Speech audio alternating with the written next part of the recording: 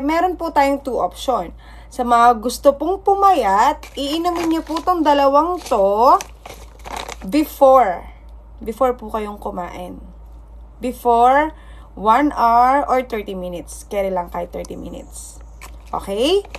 Sa mga gusto lang naman pong mag-low, pwede naman pong inumin to after nyong kumain. Ito, pwede nyo namang isabay habang kumakain kayo.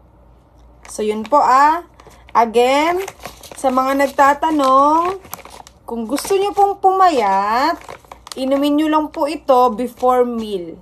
30 minutes to 1 hour before. Okay?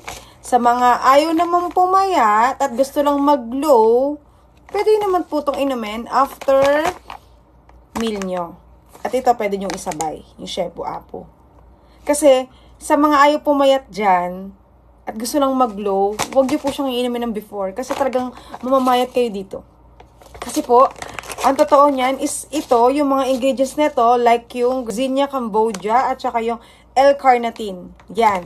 Yan po, sobrang lakas po niyan magpawala ng ganang kumain. Mawalan talaga kayo ng ganang kumain. So ako kasi ayoko masyadong pumayat talaga. Gusto ko yung naka-stable lang ako. Yan, mawala yung mga counting-counting bilbil, mga ganun. Pero ayoko talagang pumayat ng wagas. So ayun na, malinaw na tayo ha. Kasi gabi na din, kailangan na din natin magtimpla. Yun. Kailangan na natin magtimpla guys. Kasi kailangan na. Charot.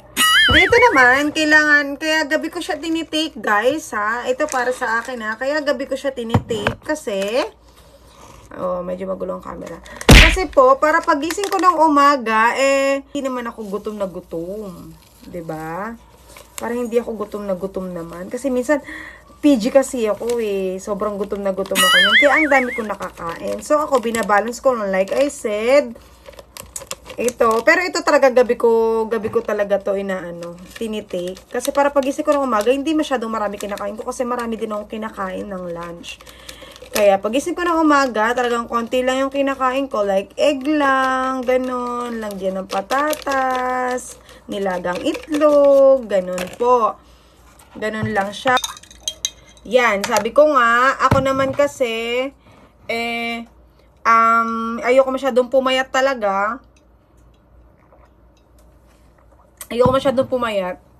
Kaya talagang ginagawa ko is, yung capsule ko, isang beses lang sa isang araw.